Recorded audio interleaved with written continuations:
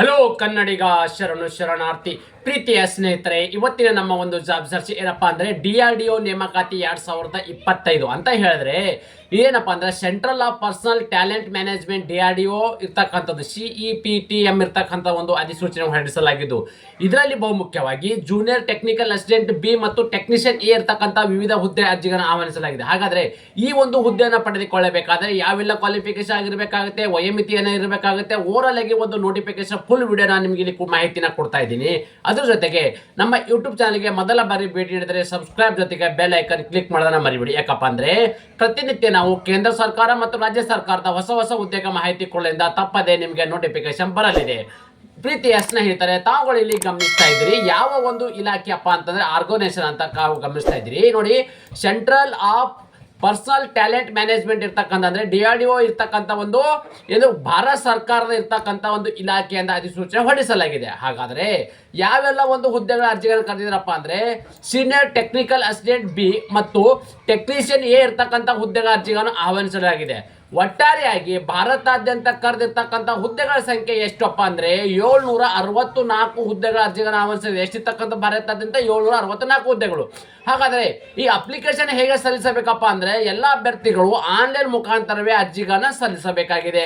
ಅದೇ ರೀತಿ ಅರ್ಜಿ ಸಲ್ಲಿಸಲು ಪ್ರಾರಂಭ ದಿನಾಂಕ ಯಾವಾಗಪ್ಪ ಅಂದ್ರೆ 11 ಡಿಸೆಂಬರ್ 2022 ಪ್ರಾರಂಭವಾಗಿದ್ದು, ಅರ್ಜಿ ಸಲ್ಲಿಸಲು ಕೊನೆ ದಿನಾಂಕ ಯಾವಾಗಪ್ಪ ಅಂದ್ರೆ 1 ಜನವರಿ 2026 1 ಜನವರಿ 2026 ಅರ್ಜಿ ಸಲ್ಲಿಸಲು ಕೊನೆ ದಿನಾಂಕ. ಅದೇ ರೀತಿ ಅಫಿಷಿಯಲ್ ವೆಬ್ಸೈಟ್ ಕೂಡ ತಾವುಗಳು ಗಮನಿಸ್ತಾ ಇದ್ರಿ. ಈ ಒಂದು ವೆಬ್ಸೈಟ್ಗೆ ಹೋಗೋ ಮೂಲಕ ತಮ್ಮ ಅರ್ಜಿಗಳನ್ನು ಸಲ್ಲಿಸಬೇಕಾಗುತ್ತೆ. ಈ ಒಂದು ಅಫಿಷಿಯಲ್ ವೆಬ್ಸೈಟ್ ಏನಿದೆ ನನ್ನ ಯೂಟ್ಯೂಬ್ ಡಿಸ್ಕ್ರಿಪ್ಷನ್ ಬಾಕ್ಸ್ ಅಲ್ಲಿ ನಿಮಗೆ ಲಿಂಕ್ ಅನ್ನು ಕೊಟ್ಟಿರ್ತೇನೆ. ಅದರ ಮೇಲೆ ಕ್ಲಿಕ್ ಮಾಡೋ ಮೂಲಕ ನೇರವಾಗಿ ತಮ್ಮ ಅರ್ಜಿಗಳನ್ನು ಸಲ್ಲಿಸಬಹುದಾಗಿದೆ.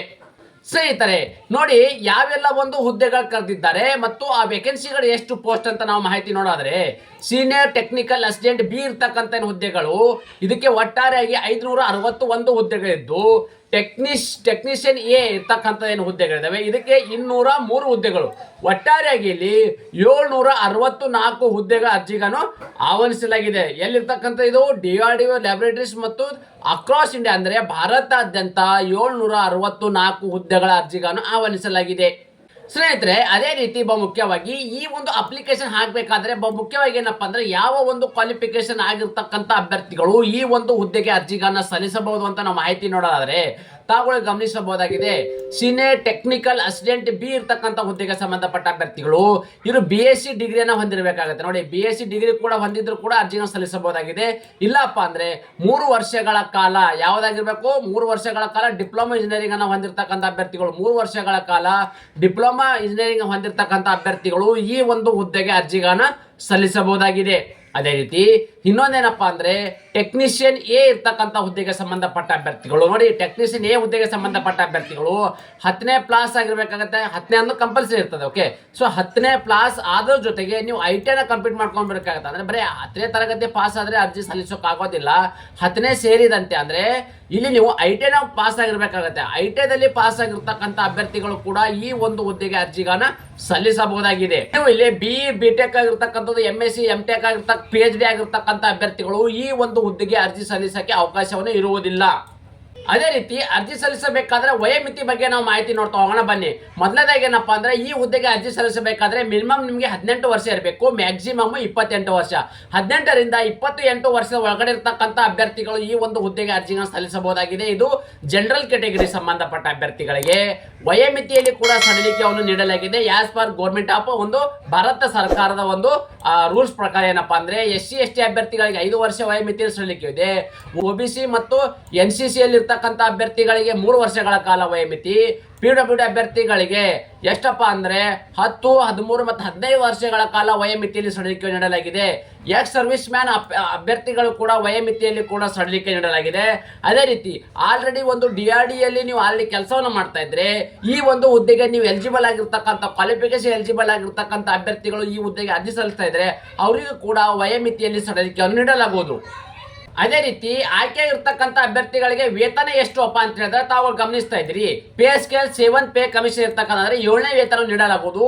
ಇಲ್ಲಿ ನೋಡಿ, ಇಲ್ಲಿ ಇರ್ತಕ್ಕಂಥದ್ದು ಅಸಿಸ್ಟೆಂಟ್ ಇರ್ತಕ್ಕಂಥದ್ದು ಏನು ಹುದ್ದೆಗಳಿದಾವೆ, ಓಕೆ, ಅಸಿಸ್ಟೆಂಟ್ ಮತ್ತು ಟೆಕ್ನಿಷಿಯನ್ ಇರ್ತಕ್ಕಂಥ ಏನು ಹುದ್ದೆಗೆ ಇರ್ತಕ್ಕಂಥದ್ದು ಟೆಕ್ನಿಕಲ್ ಹುದ್ದೆಗೆ ಸಂಬಂಧಪಟ್ಟ ಅಭ್ಯರ್ಥಿಗಳಿಗೆ ಒಟ್ಟಾರೆಯಾಗಿ ಇಲ್ಲಿ 35,400ರಿಂದ 1,12,400 ರೂಪಾಯಿವರೆಗೂ ವೇತನವಿದೆ. ಟೆಕ್ನಿಷಿಯನ್ ಎ ಹುದ್ದೆಗೆ ಸಂಬಂಧಪಟ್ಟ ಅಭ್ಯರ್ಥಿಗಳಿಗೆ ಅಂದ್ರೆ ಐಟಿ ಹೋಲ್ಡರ್ಗೆ ಸಂಬಂಧಪಟ್ಟ ಅಭ್ಯರ್ಥಿಗಳಿಗೆ 19,900ರಿಂದ 63,200 ರೂಪಾಯಿವರೆಗೂ ವೇತನ ನೀಡಲಾಗುವುದು. ಅದು ಅಲ್ಲದೇನೆ ಎಡಿಷನಲ್ ಬೆನಿಫಿಟ್ ಅವರಿಗೆಲ್ಲ ಏನೇನಿದೆಯಪ್ಪ ಅಂದ್ರೆ ಡಿ ಎ ಇರ್ತಕ್ಕಂಥದ್ದಾಗಿದೆ. ಅದರಲ್ಲಿ ನಿಮಗೆ ಸ್ಯಾಲರಿ ಇರ್ತಕ್ಕಂಥದ್ದು, ಎಚ್ ಆರ್ ಆಗಿರ್ಬಾರ್ದು, ಟ್ರಾನ್ಸ್ಪೋರ್ಟ್ ಅಲೌನ್ಸ್ ಇರ್ತಕ್ಕಂಥದ್ದು, ಚಿಲ್ಡ್ರನ್ ಎಜುಕೇಶನ್ ಅಲೌನ್ಸ್ ಇರ್ತಕ್ಕಂಥದ್ದು ಮತ್ತು ಟಿ ಎಲ್ ಇರ್ತಕ್ಕಂಥದ್ದು, ಅದೇ ರೀತಿ ಮೆಡಿಕಲ್ ಫೆಸಿಲಿಟಿ ಇರ್ತಕ್ಕಂಥದ್ದು, ಸಿಡಿಎಸ್ ಕ್ಯಾಂಟೀನ್ ಇರ್ತಕ್ಕಂಥದ್ದು, NPS UPS ಇರ್ತಕ್ಕಂಥ ಪೆನ್ಷನ್ ಬೆನಿಫಿಟ್ ಕೂಡ ಇದೆ. ಅಂದ್ರೆ ಈ ಒಂದು ಸ್ಯಾಲರಿಯಲ್ಲಿ ಒಳಗೊಂಡಂತೆ ಇಷ್ಟೊಂದರೆ ಅಡಿಷನಲ್ ಬೆನಿಫಿಟ್ ಇರ್ತಕ್ಕಂಥ ಒಂದು ವೇತನ ಬಗ್ಗೆ ಇಲ್ಲಿ ಮಾಹಿತಿ ಕೊಡ್ತಾ ಇದ್ದೀನಿ.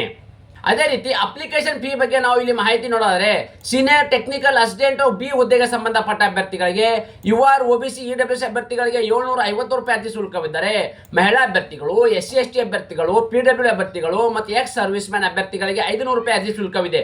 ಅದೇ ರೀತಿ ಟೆಕ್ನಿಷಿಯನ್ ಎ ಹುದ್ದೆಗೆ ಸಂಬಂಧಪಟ್ಟ ಅಭ್ಯರ್ಥಿಗಳು ಅಂದ್ರೆ ಐಟಿ ಹೋಲ್ಡರ್ಗೆ ಸಂಬಂಧಪಟ್ಟ ಅಭ್ಯರ್ಥಿಗಳಿಗೆ UR OBC EWS ಅಭ್ಯರ್ಥಿಗಳಿಗೆ 600 ರೂಪಾಯಿ ಅರ್ಜಿ ಶುಲ್ಕವಿದ್ದರೆ ಮತ್ತು ಮಹಿಳಾ ಅಭ್ಯರ್ಥಿಗಳು, SC ST PW ex service man ಅಭ್ಯರ್ಥಿಗಳಿಗೆ 500 ರೂಪಾಯಿ ಅರ್ಜಿ ಶುಲ್ಕವಿದೆ. ಅದೇ ರೀತಿ ಇಲ್ಲಿ ನೋಡಿ 500 ರೂಪಾಯಿ ಅರ್ಜಿ ಶುಲ್ಕವಿದೆ. ಇದು ನಿಮಗೆ ರಿಫಂಡೇಬಲ್ ಇರ್ತಕ್ಕಂಥದ್ದು. ಯಾರೆಲ್ಲಪ್ಪ ಅಂತಂದ್ರೆ ನೀವು ಇಲ್ಲಿ 500 ರೂಪಾಯಿ ಡಿಡಿನ ತೆಗೆಸಿರ್ತೀರಿ. ಇದನ್ನು ನೀವು ಇಲ್ಲಿ ಟೈರ್ 1 ಇರ್ತಕ್ಕಂಥ ಒಂದು CBT ಎಕ್ಸಾಮ್ಗೆ ಯಾರೆಲ್ಲ ಎಕ್ಸಾಮ್ಗೆ ನೀವು ಅಲೋ ಆಗ್ತೀರ ಅಂದ್ರೆ ಎಕ್ಸಾಮ್ ಬರೀತೀರಲ್ಲ, ಸೊ ಆ ಎಕ್ಸಾಮ್ ಬರೆದ ಆದ್ಮೇಲೆ ನಿಮಗೆ 500 ರೂಪಾಯಿ ನಿಮ್ಗೆ ಇಲ್ಲಿ ಮೊತ್ತವೇನಿದೆ ನಿಮಗೆ ರೀಫಂಡ್ ಆಗಲಿದೆ. ಪೇಮೆಂಟ್ ಅನ್ನ ಹೇಗೆ ಸಲ್ಲಿಸಬೇಕಪ್ಪ ಅಂದ್ರೆ ನೀವು ಆನ್ಲೈನ್ ಮುಖಾಂತರ, ಇದು ಆನ್ಲೈನ್ ಮುಖಾಂತರವೇ ಅರ್ಜಿ ಶುಲ್ಕವನ್ನು ಪಾವತಿ ಮಾಡಬಹುದಾಗಿದೆ. ಅದು ಹೇಗಪ್ಪ ಅಂದ್ರೆ UPI, debit card, credit card ಮತ್ತು ನೆಟ್ ಬ್ಯಾಂಕಿಂಗ್, ಅಲ್ಲಿ ಕೂಡ ಒಂದು ಸ್ಕ್ಯಾನರ್ ಕೂಡ ಅಲ್ಲಿ ನಿಮಗೆ ಸಿಗಲಿದೆ. ಓಕೆ, ನೀವು ಸ್ಕ್ಯಾನರ್ ಮೇಲೆ ಕ್ಲಿಕ್ ಮಾಡಿದ್ರೆ ಅಲ್ಲಿ ಒಂದು ಸ್ಕ್ಯಾನರ್ ಬರ್ತದೆ. ಡೈರೆಕ್ಟ್ ಆಗಿ ನೀವು ಫೋನ್ ಪೇ ಮುಖಾಂತರ ಈ ಅರ್ಜಿ ಶುಲ್ಕವನ್ನು ಪಾವತಿ ಮಾಡಬಹುದಾಗಿದೆ. ಅದೇ ರೀತಿ ಸೆಲೆಕ್ಷನ್ ಪ್ರೊಸೆಸ್ ಅನ್ನ ಹೇಗೆ ಮಾಡ್ತಾರಪ್ಪ ಅಂದ್ರೆ ತಾವುಗಳು ಗಮನಿಸಬಹುದಾಗಿದೆ. ಇಲ್ಲಿ ಏನಿರ್ತಕ್ಕಂಥದ್ದು ಮಲ್ಟಿ ಸ್ಟೇಜ್ ಇರ್ತಕ್ಕಂಥದ್ದು. ಟೈರ್ 1 ಇರ್ತಕ್ಕಂಥದ್ದು ಏನು CBT ಎಕ್ಸಾಮ್ ನಡೆಸ್ತದೆ, ಮಧ್ಯದಾಗಿ ಅಬ್ಜೆಕ್ಟ್ ಟೈಪ್ ಇರ್ತಕ್ಕಂಥ ಒಂದು ಕ್ವಶನ್ ನೀಡಲಾಗೋದು. ಅಂದ್ರೆ ಅಬ್ಜೆಕ್ಟ್ 4 ಒಂದು ಕ್ವಶನ್ಗೆ ಒಂದು ಸರಿಯಾದ ಉತ್ತರ ಅಂದ್ರೆ ಅಬ್ಜೆಕ್ಟ್ ಟೈಪ್ ಇರ್ತಕ್ಕಂಥ ಕ್ವಶನ್ ನೀಡಲಾಗೋದು. Mark used in provisional section ಇರ್ತಕ್ಕಂಥದ್ದು. ಓಕೆ, ಸೊ ನಿಮಗೆ ತಗೊಂಡಿರ್ತಕ್ಕಂಥ ಸ್ಕೋರ್ ಏನಿದೆ ಅದ್ರ ಮೇಲೆ ನಿಮಗೆ ಡಿಸೈಡ್ ಆಗುತ್ತೆ.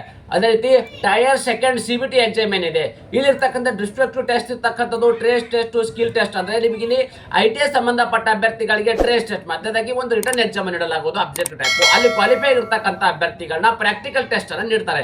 ಆ ಪ್ರಾಕ್ಟಿಕಲ್ ಟೆಸ್ಟ್ ಅಲ್ಲಿ ಕ್ವಾಲಿಫೈ ಇರ್ತಕ್ಕಂಥ ಅಭ್ಯರ್ಥಿಗಳ ಡಾಕ್ಯುಮೆಂಟ್ ವೆರಿಫಿಕೇಶನ್ ಮಾಡಿ ಫೈನಲ್ ಆಗಿ ಮೆಡಿಕಲ್ ಎಕ್ಸಾಮಿನೇಷನ್ ಮಾಡಿ ಮೆರಿಟ್ ಆಧಾರದ ಮೇಲೆ ಅಭ್ಯರ್ಥಿಗಳನ್ನ ನೇಮಕಾತಿ ಮಾಡಲಾಗುವುದು.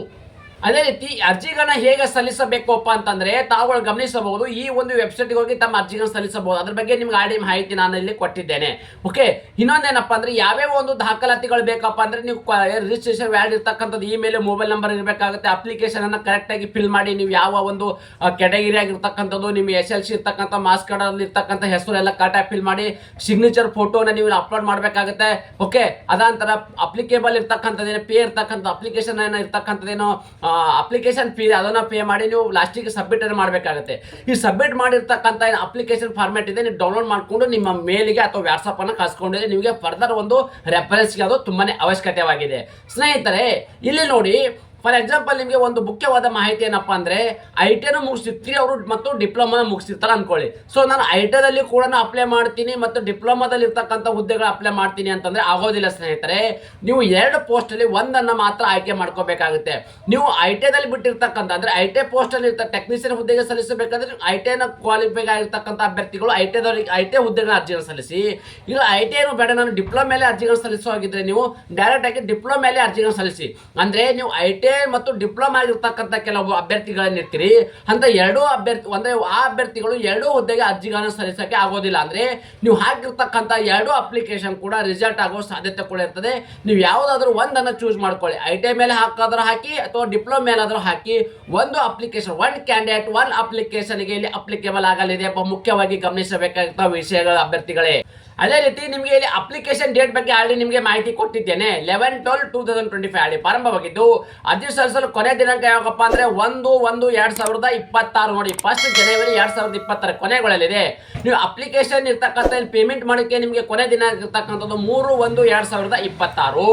ಅದೇ ರೀತಿ ಅಪ್ಲಿಕೇಶನ್ ಏನಾದ್ರು ಕರೆಕ್ಷನ್ ಏನಾದರೂ ಇದ್ದಿದ್ರೆ ನಿಮಗೆ ಓಕೆ ಅಪ್ಲಿಕೇಶನ್ ಹಾಕ್ತಾ ಇದ್ರಿ ಅಲ್ಲಿ ಏನಾದರೂ ಮಿಸ್ಟೇಕ್ ಆಗಿದ್ರೆ ನಿಮಗೆ ಕರೆಕ್ಷನ್ ಕೂಡ ಇಲ್ಲಿ ಅವಕಾಶ ನೀಡಲಾಗಿದೆ.